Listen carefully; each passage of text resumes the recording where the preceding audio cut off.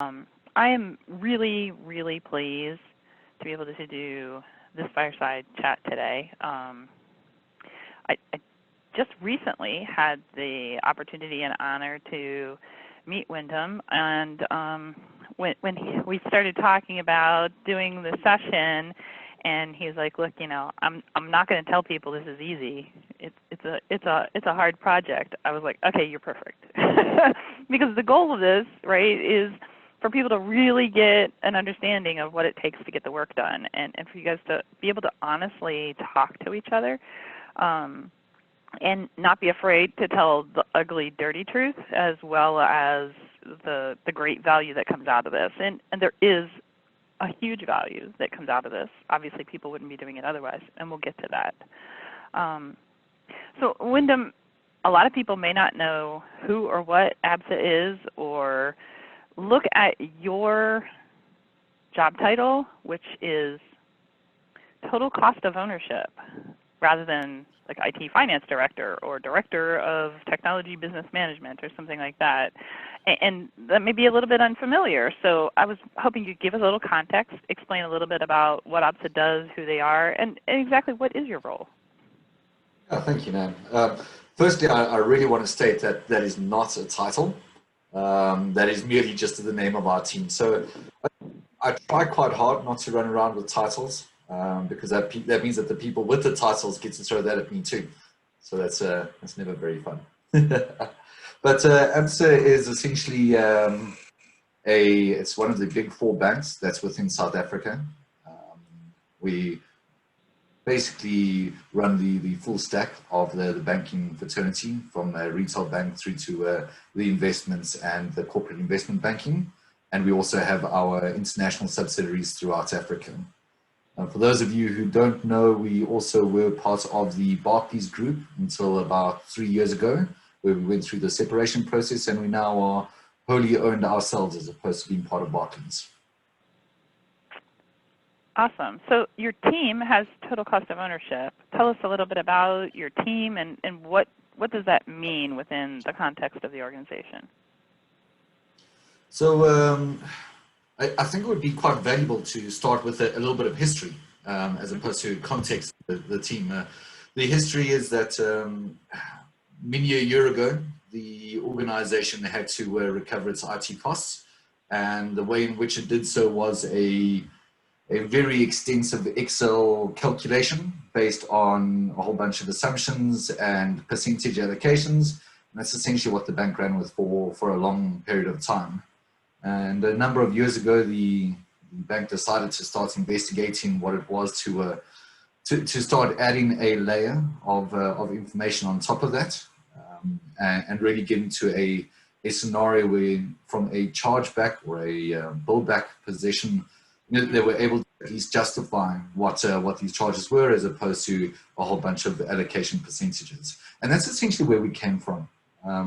Our team, they were brought in to start this new venture, and it started off with quite a large team. And as you mentioned earlier, it's been a very interesting journey. The team was filled with some people who were from finance and not very technical. So the moment that we started going down the technical route, there was a lot of foundering, and it became very challenging. So the team has actually shrunk quite significantly, to a stage where we now essentially have 4 people on the team that do the whole of the engineering services within the bank. So, and that came from about a 7-man team. And we found that the number of heads actually made no difference. It's the amount of value that the team made. So yes, as you said, this conversation is going to talk about the good and the bad about everything. And the team at the moment have done some really good things. We've got to a position now where we've been able to align the model to essentially what we've been trying to achieve as a service catalog. And that service catalog is essentially a listing of the services within technology, as well as the level up in terms of the business-facing CIOs, and what it is that they provide as services to business themselves. And so yes, we've got to that point, and we've basically in a larger environment, which is called the service and supply management environment of the organization. And essentially what that is that's essentially people who are responsible for the services, the descriptions of the services. And that team actually came about from the fact that we've got those international subsidiaries that we need to build. And in order to be able to do the regulations required, we needed to be able to have a defined service catalog, work through the regulators, and be able to charge those costs through the regulators. Gotcha. How long is your team? How long is your team going all the way back to when it was the larger 7 and had its origination? How long has that journey been for you? 2015 was the year that the team started. Okay. And so it's a good 5 years now. Although, truthfully, I would say that we only really kicked into second gear 18 months, or even 24 months through the journey.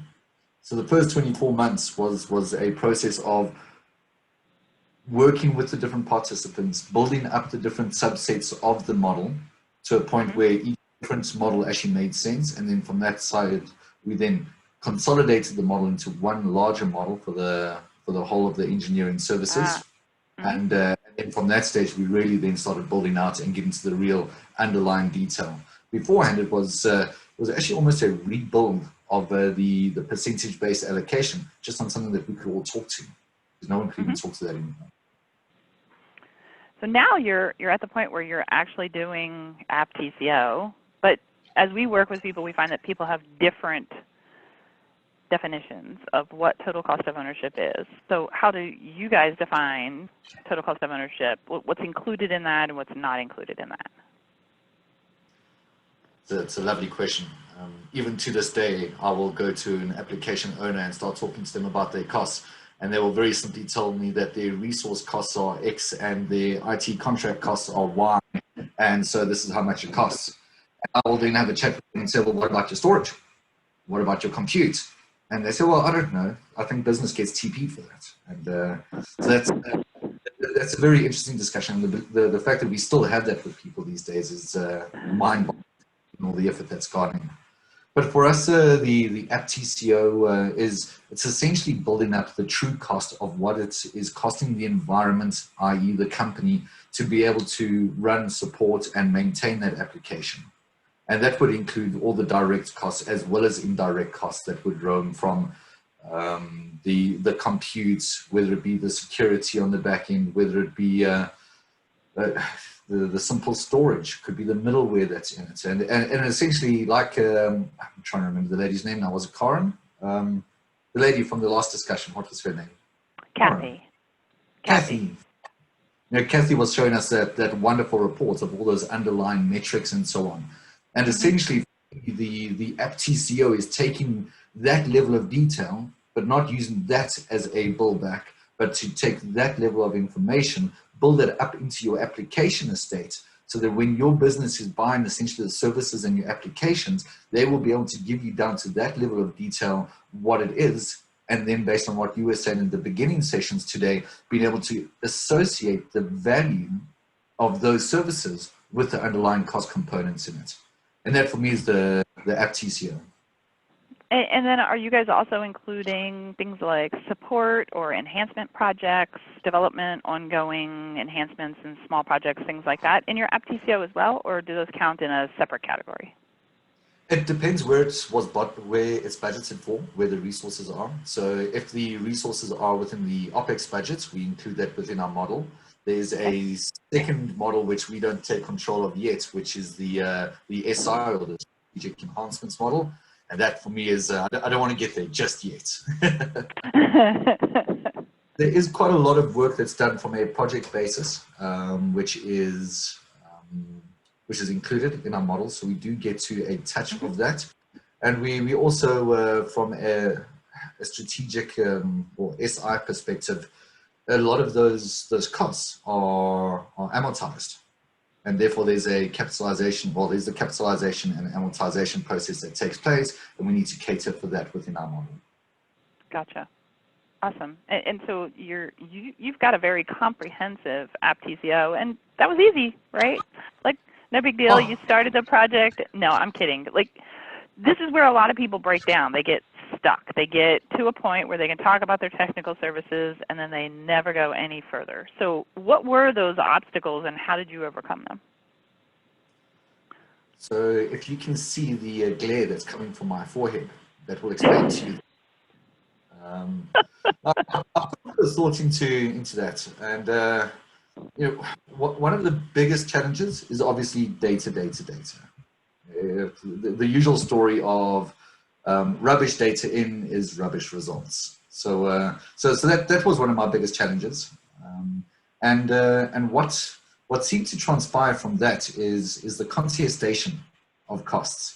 So the moment that you start showing more granular levels of information, the more people latch onto that granularity and then start wanting to contest that and say, well, you didn't get your volumes absolutely right, or why is your rate at so much? And so this discussion started taking place. And it was exceptionally challenging. And it took a while to get myself through the concept that this hard discussion and almost this attacking mindset that people have on the underlying data isn't actually a negative reflection of what it is that we're doing. It is a definition of AppTCO. The AppTCO is there for you to be able to contest your costs and be able to almost wage a war against the service owners. And it's not only wagering war in terms of the cost, which is what AppTCO is, but it's also the levels of the value that's in it. Are you meeting your, I'm trying to remember the word, not KPIs. Are you, service levels? Can't believe I forgot that. Are you meeting the service levels that you are providing?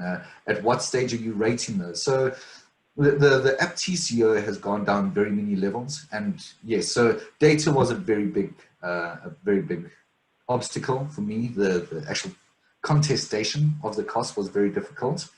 And if we then start getting into the more technical layer, and I hope you don't mind, I'm relatively technical, being stuck in this for a while now, so I'm going to go down the technical layer.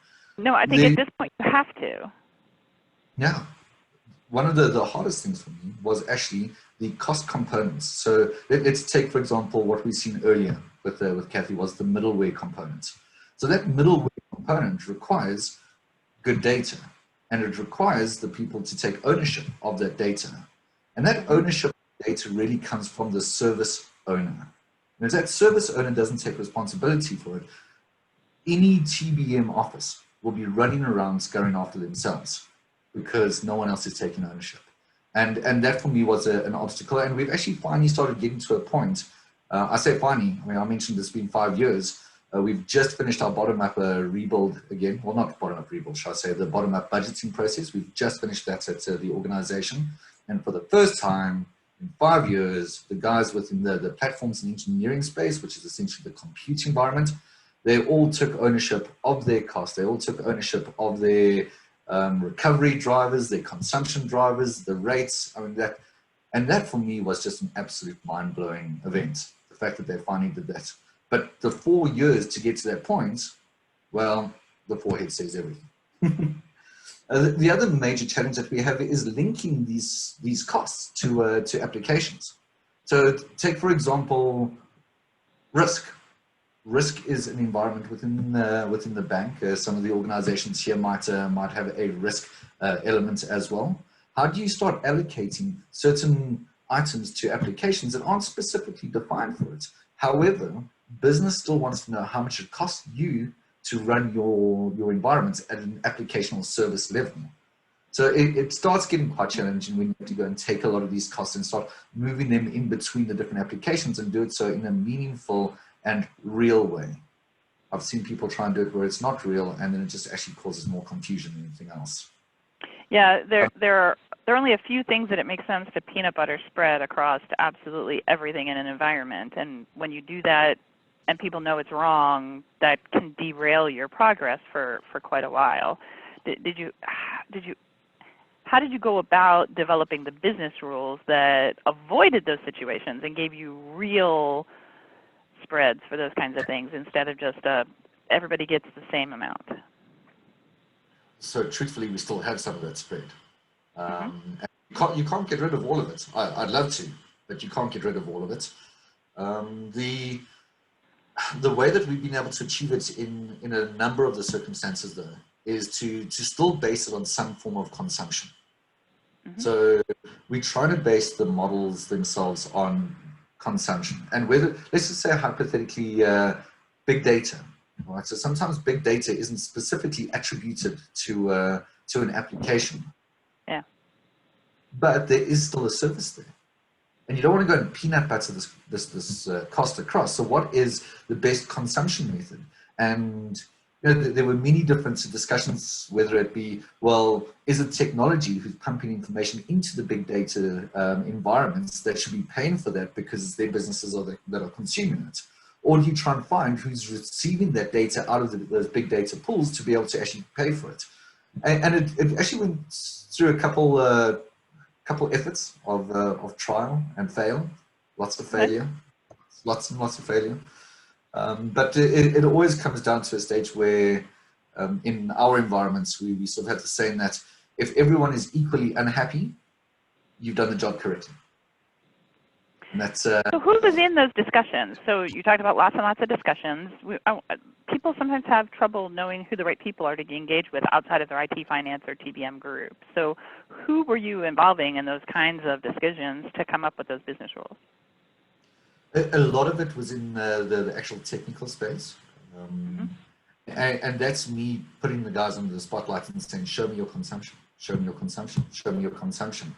And then once we finally have some form of metric that we can work against, then a lot of it does come down to the fact that you need to communicate that. We've tried to go down the process of having a change management process in which only large methodology changes can happen, and it has to go through a governance forum in order to do so. Didn't work. Just didn't work. And what happens is that it goes through this, it gets held up at every angle, and then you end up with the models having to be completed for this chargeback process, which suddenly has all these deadlines, and you're sort of sitting at a middle ground. And so you do one thing 1 year, and it's perfect, but then everyone's listening, and because they're actually getting physically charged for it, they will listen the next year, and they will engage and cooperate in order to be able to get it done properly for the next year. And yeah, so that trial and error is not fun. We generally consider that blood on the walls when these type of driving methodologies are getting contested. But it does work out at the end of the day, and although it's trial and error, we generally find that within at least 1 or 2 different iterations of it, it is the most fair way in order to be able to recover costs. But I'm talking more about the recovery then, and less about the actual TCO. I know that this session's meant to be on. It's okay. It's okay. So for those model changes, though, one of the things that we've been working with people, and it sounds like you're doing the same sort of thing, is it's okay to build alternate versions of your model, to do some what-if modeling around your model. So if you're like, well, I don't know which of these rules makes the most sense, you can model both of them, run it, and see the impact that those have the conversation with the technical people and with the business people to decide which way makes the most sense for everybody, that has the least gaps and is the most actionable, and it sort of satisfies everybody, rather than saying, here's how we're doing it this year, and then ending up with so much blood on the walls that the cleanup process takes longer than getting ready for the next round, right? So it sounds like you're doing some of that as well with different versions. Absolutely, and you hit the nail on the head there with being able to drive these what-if scenarios. It was literally just the other day that we were going through a scenario build out of our data center, and how the consumption can be seen in different shapes and forms. And the only way to truly get a feel for what would happen at the end of the day is to run it through the modeling process and go and see what the end results are. And you can take your 3 or 4 different scenarios that you have in place and play it out. And at that stage, from a TBM office perspective, you're in a really powerful position to take these different scenarios through to the leaders of the organization and say, guys, this is what it looks like. I would say that option A is more than likely the most realistic option, But option B would probably be able to do something else that we may be trying to be able to achieve from a strategy perspective. So I'm just going to use an example here. One might be better for a consumption-based model, but the other one might be better from a strategy to reduce the data center because maybe you want to go to a cloud migration. So you can use the different scenarios to be able to try different, drive different business behavior. And that is a critical piece of this. Absolutely. And this is not just about cost recovery, it's about the value to the business, right? And understanding what those business goals are can sometimes have an impact on how you design the model and set your rates. So that's a lovely observation. Ginger has a question, and then I want to go take a step back to data for a minute. But she had a specific on AppTCO. She wants to know, how have you treated security and security costs around various applications in your AppTCO? Sure, that's a great question. Hey? So from a security angle, there's different security layers. We have what we call our converged security office, and essentially our current basis on that is not what I want it to be. So I can talk about theory and as to what I would like to achieve on it, but I can tell you that we haven't achieved that correctly. And so what we're currently doing, unfortunately, is because that model has been run outside of our AppTCO model for a number of years and only came into our model this year, we don't have that type of ability to do it. Next year we can, and I can tell you what you should be doing in theory. And essentially every security layer is doing different things. So some is there to protect servers and would have an agent, a security agent on a server. Some are there specifically for desktops. And so if you just peel back the layers of what is actually there for the security perspective, then generally you have a good understanding. Anything that's based on a server, theoretically, it's a license and you're paying for that license and you should be tracking what servers those are on. If you link that to your CMDB, you'll know exactly what's on that server from an application perspective, and from that point you have an AppTCO of your security. From an end user device perspective, you should be having a listing of all of your devices in the environment, and usually you'll find that a charge per device, just a general flat rate per device, is more than sufficient. Does that answer the question at all? I think so, but Ginger can let us know. I'm watching the chat, so if you've got yeah, that's very follow-up. Go ahead, Ginger. I was just going to say that's really helpful. That's kind of where my head was, but it started to get pretty complex. So before I got down the rabbit hole, I was just curious if you agreed on that approach. Ginger, what CMDB are you guys using? Okay, am I allowed to be technical? Yeah, we're on BMC Remedy. Okay. I don't know it very well, but in theory, you should be able to get that type of information. So, honestly speaking, if you've got those licensing for the security, that security should be linked to a server. Every server having some of those security agents, and you should be able to link that all the way down to an application level. So, yeah, from a server / application perspective, you really need to lean on your CMDB for that. Anything you use it, just charge it up based on your devices. Awesome, thank you. Okay. And that's a perfect slide back into data, right? So you said one of the biggest obstacles, and it's the one that kills almost everybody and causes the big pause, is data. But what kinds of data? So for people who haven't even started about thinking about this, what were the different sources of data that you were pulling from, and what was most helpful and what was most troublesome? They're all troublesome. We've got the CMDB of ServiceNow, and that has some really good data in it, but you only have the data that you have as long as it's been maintained. As I mentioned to you previously, we've been going through our separation process from Barclays, and in doing so, we migrated off of let's say the global CMDB and onto our own. So that whole migration process essentially took a lot of effort to get the whole model loaded up. But we're now in a nice situation where the environment has has got a grip on this concept of AppTCO and now know that if they just control the information correctly in the CMDB, they'll get charged correctly for it. So from a data perspective, a lot of the troubles that we've had historically have been around the CMDB. And fortunately, with our migration and building out our own environment and the knowledge and learnings that we had based on the history, we've been able to resolve a lot of those questions. But then you have lots of other sources out there. And I think if you were to put a tag on any form of data, it's not about which one's the problematic data. It's about how do you effectively manage the data. On in what environments are you giving people to be able to produce data for you? How are you controlling that inflow of data, and how are you consuming that within the model? And that's, yeah, that really comes down to get help. There are real data specialists out there. And those data specialists will be able to turn around and say, okay, well, this type of data, there's an API that we can just use to be able to get that data for you. Or someone else might say, well, use Power BI and just go and transform that data into this, and we can even help you with that. It doesn't always have to rely on you and your TBM office to be able to consume and transform the data. So data will always be a problem. How are you going to control and manage it? And that was one of the learnings that I had out of it. We've often told people that because of the complexity and the multitude of data sources coming in, that a service costing problem is really a big data problem. And Yeah.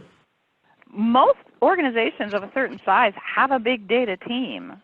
So you don't even have to contract and pay for an outside contractor necessarily, but leverage some of your internal knowledge outside of your IT finance team, but go and talk to the data specialists within your own organization and get feedback and information and support from them if possible as well. Absolutely, absolutely. I've always found that from a TBM office perspective, your job isn't there to do all the work. It's to be able to be a conduit for the right discussions. So in this data discussion, it could be a conduit between the service owner and a big data specialist and maybe a TBM administrator on your side to ensure that you're receiving it correctly. And those three-legged wheels happen throughout everything, whether it be between finance, business, and tech, or all these different conversations need to take place. And I find that it's important for ourselves to be able to initiate and maintain and manage those discussions, not always solve the problems. And you're not alone. We've multitude of times seen that the thing that brings people to their knees is the CMDB and the data that is or isn't in the CMDB, and that it's just a process to work with all of those data owners. You've done a marvelous job of managing that ownership and having people take responsibility for that. So congratulations on that. Yeah, thank you. So, we always say, has it been worth it? Obviously, you're still here. So the work to get here was worth it, and your work's not quite done, but you wouldn't keep moving forward if you hadn't gotten some value out of this, not just personal value, but for the organization, and then for the business, not just for IT. So tell us some of the stories, share the wins with us that make this worthwhile.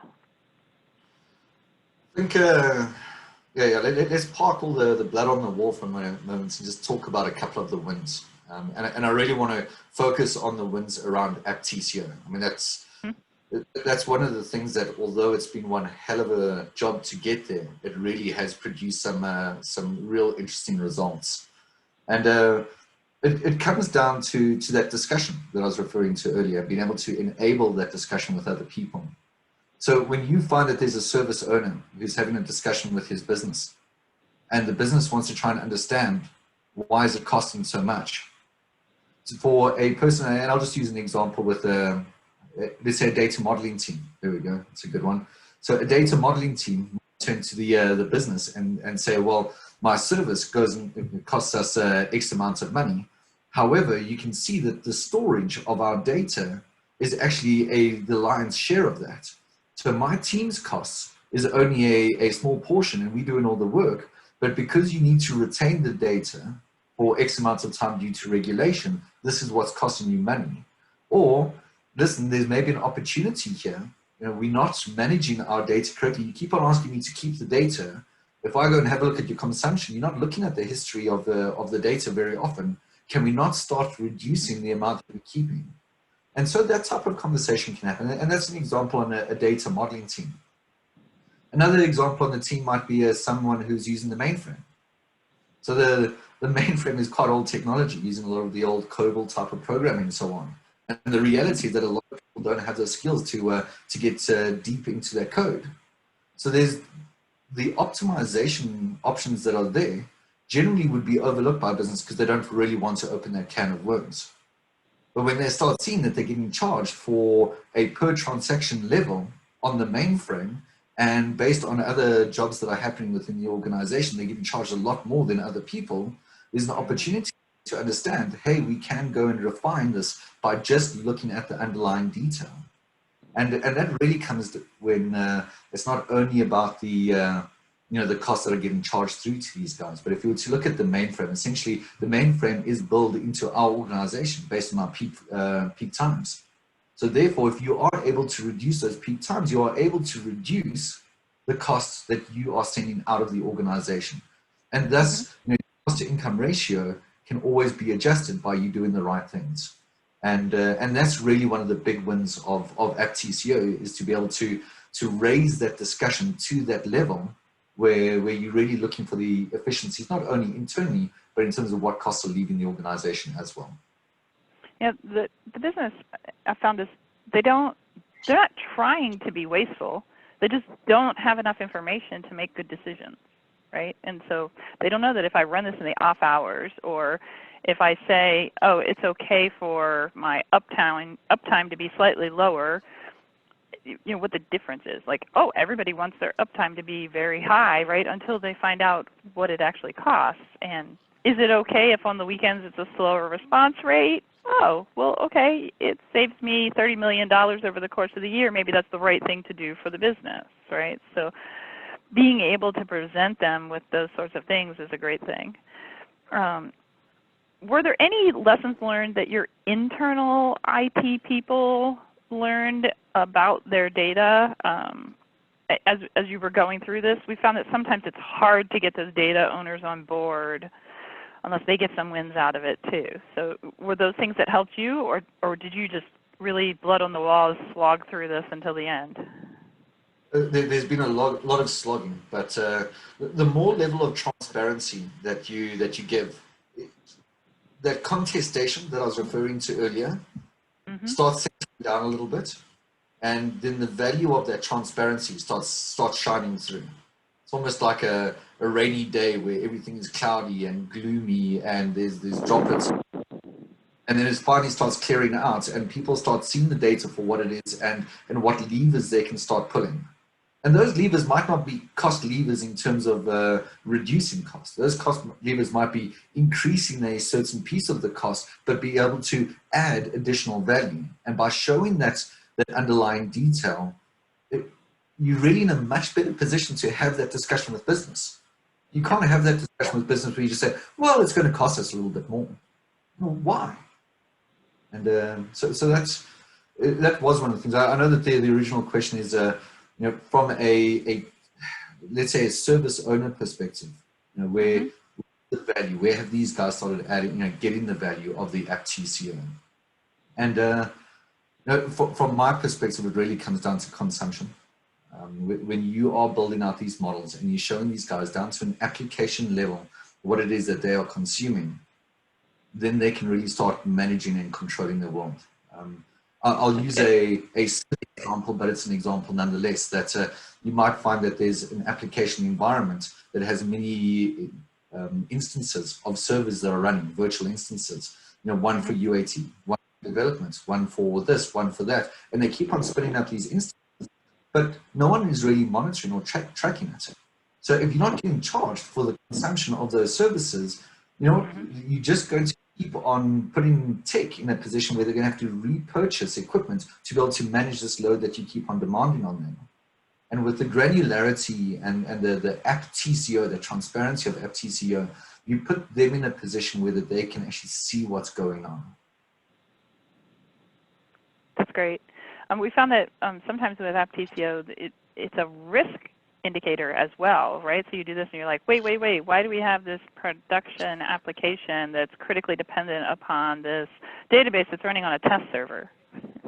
that's not getting the right do you have any of those kinds of saves or stories where, you know, the service owners were like, oh my gosh, right? Like it saved us from an audit finding if that would have come up in a different context. I don't know if I'm allowed to say it. No, I'm just playing. So we have found funny instances of that. As an example, we found that a dev environment, sorry, not a dev environment, I apologize, a DR environment was running on the same underlying architecture as the prod environment. Oops. And so look, with thousands of servers and all that type of jazz, it's you don't pick those things up very often.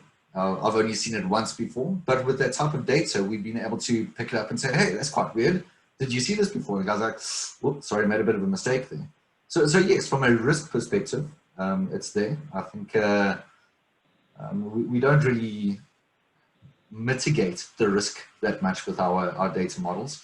I'd like to believe that our teams are pretty good at doing that themselves. They're already on top of this, right? I think it's just not a problem there.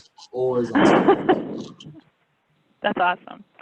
Carmen has a question. She said, good examples, thank you. Do you show the cost model examples to the business area to consider their consumption, such as running jobs at night versus peak business hours? And you are reflecting this externally as well as internally, correct?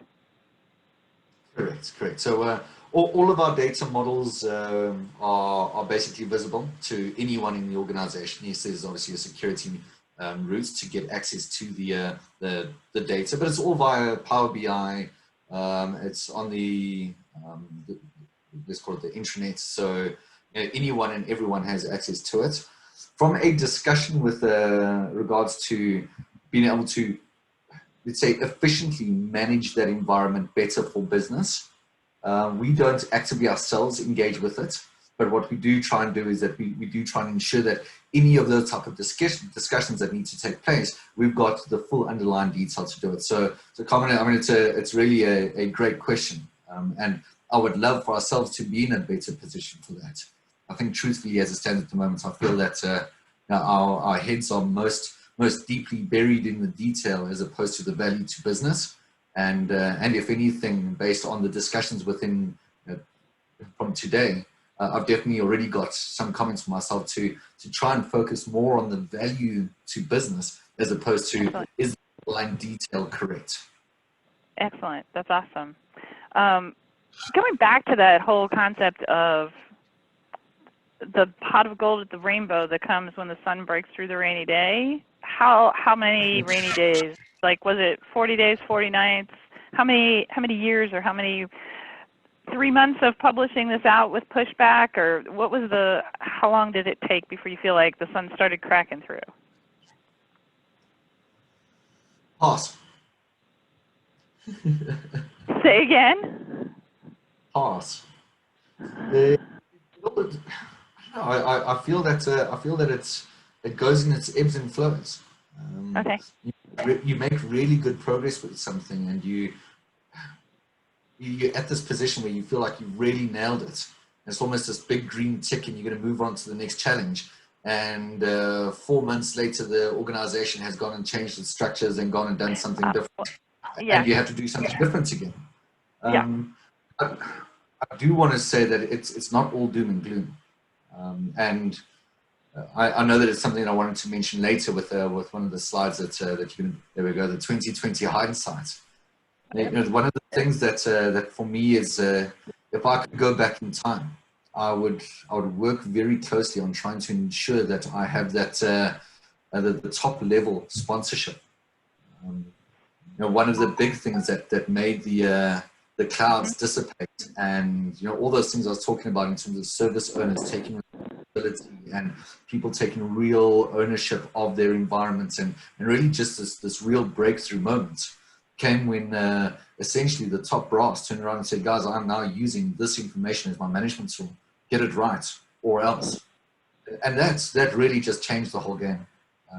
And that's what sponsorship can do. So for anyone on this this discussion who's at a position where they're starting to want to break out and they're not confident what the step is, find that value to business, sell that value to the top level, get that sponsorship so that you have the people behind you that will be able to assist you with the right forcing of decisions on people, because not always can you make a decision and people will follow it.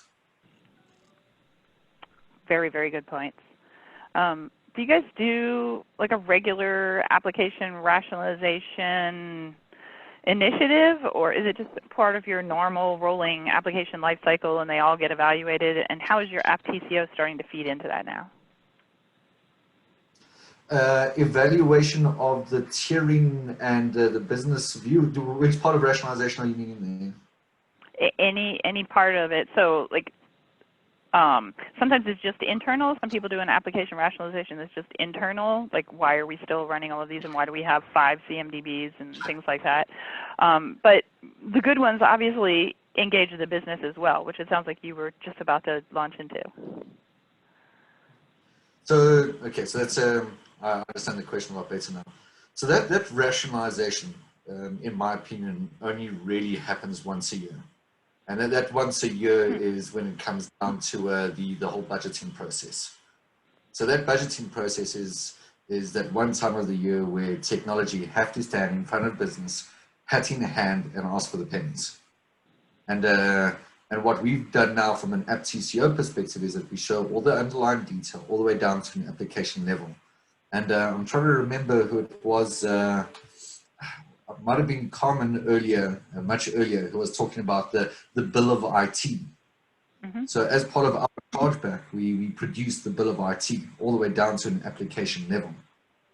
And if there's anyone in business who's going through it and so on, they pick up immediately, well, hang on a second, this application, you told us last year that you're going to be replacing it with application Y.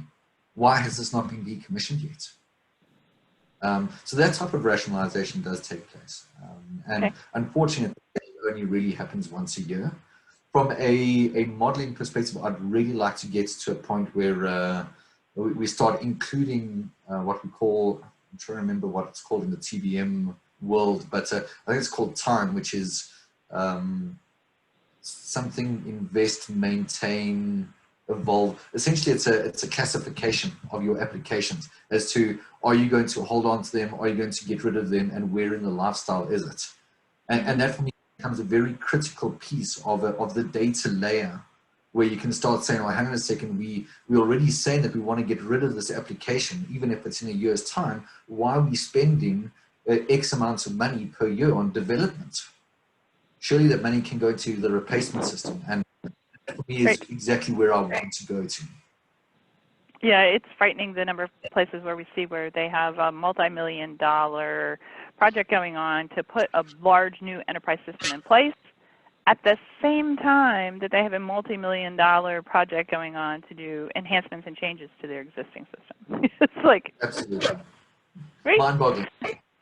It's a little bit like investing $10,000 to sell a $20,000 house, right? Like,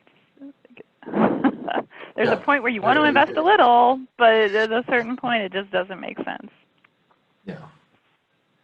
Any other hindsight advice that you would give to your past self or to anyone else who's just starting this journey?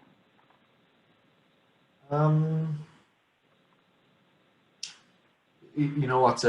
The statement that I said earlier about getting the right people around you is an important statement. So I learned the lesson quite early on in the journey, that there are some people that are good at this and some people that aren't. And having this mixture of the world, and I don't remember who was mentioned earlier, but the mixture between having someone who's technical as well as someone who can understand the financial angle is not an easy thing to find. And if you do find it, hold and look after that person. They're rare, but they are out there. And it's those people that will be able to engage in the conversation. And it's that conversation that's going to add the value to your business. So yeah, if I could go back, I would say, listen, focus on the team, It's not only about the data. It's about how you and your team can consume and work that data, but more importantly, take that that messaging along and put the right lens on it for your business. That's brilliant advice. I think that's a perfect place to pause and see if anyone else has any questions or comments, or anybody else has an AppTCO story, either a huge win or just a horror story that you want a little sympathy from understanding ears. People back in your organization don't understand why it's so painful. You'll certainly find the people here who do.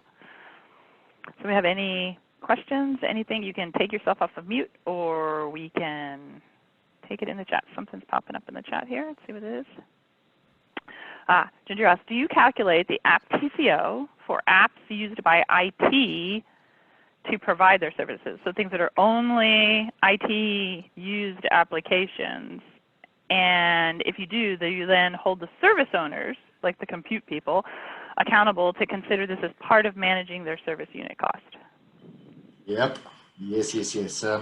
If you were a direct descendant of finance, you would use the term of circular referencing and round tripping within and so on. And that is essentially exactly what we do within the model. As part of my notes as this discussion, I knew that the biggest challenges question would always come up. And believe it or not, one of the line items that I have in there is this constant bickering and fighting within technology. So the guys fighting with the data center guys about how much the data center guys cost, or the big data guys fighting with the storage guys about the storage cost. So the answer is yes, absolutely. We have this internal charging. It's usually the most hectic battles of all because they're technical and because they understand.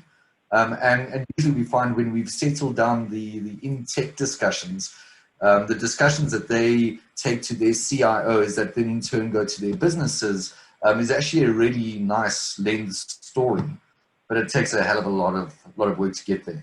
So I hope that answers the question. Although, sorry, I didn't really talk about the accountability. The accountability is there, but only very recently, like I was mentioning earlier, and that's a very critical piece.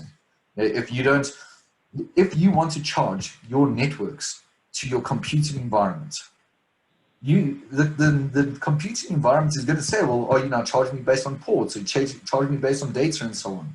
And if you're not getting that type of conversation going, and you're not being able to manage this battle between the two, then you are really going to struggle. And it does come down to that accountability, but that accountability is also going to come from the fact that, is your model getting supported? And then that comes back in with the whole sponsorship I was thinking about, mentioning earlier. Yeah. Excellent question. Thanks, Ginger. Anybody else have a question, a comment, a follow-up?